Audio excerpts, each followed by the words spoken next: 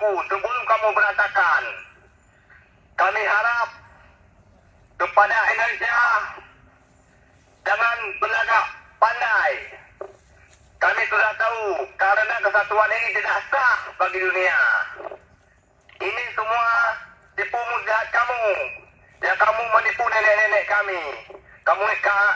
Yang kamu mempersatukan kami dalam kesatuan Republik Indonesia yang tidak sah dengan para masyarakat Aceh yang tidak tahu dan tidak ada pemilihan untuk persatuan kami.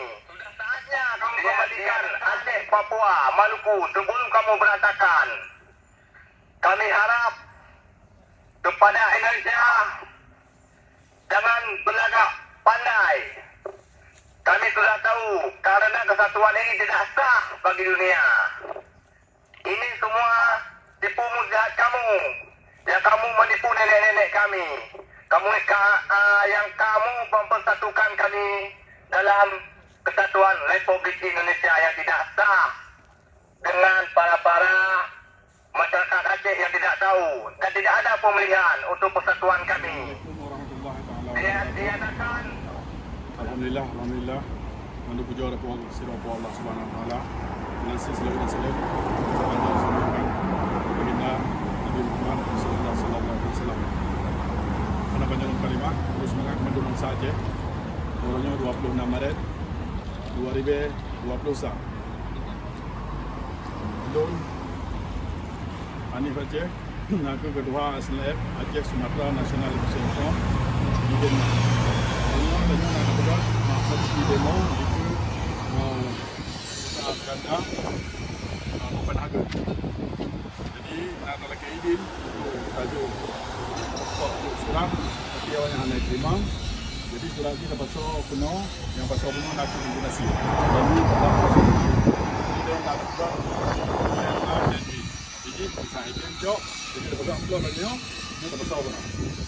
Kata kita akan belajar Pak kantor ini lagi jenang kalau pada buat surat apabila ikut tajuk dan kita interview tapi kita pada salah kata nyaku harapan lom Komando Bangsa Aceh 26 Maret sekolah Aceh Merdeka yang tanya sabit-sabit tak pegat aksi iban yang mungkin part mental dengan dia yang harapan lom secara pribadi atau secara Aceh Sumatera National Legislation Forum.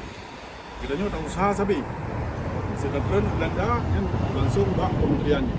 Namanya karena di Denmark yang angka perwakilan ji nak ke kedutaan. Dia tanya habis sabi dah bergerak aksi pada 26 Maret.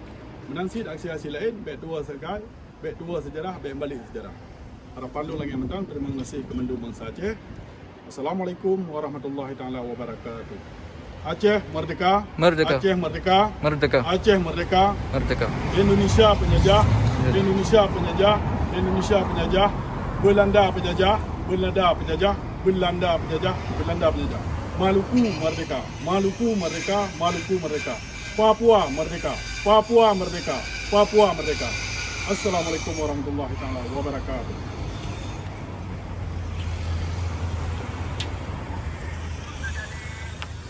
Konflik berpanjangan lagi, sudah saatnya kalian lepaskan kami. Itu harapan kami. Terima kasih.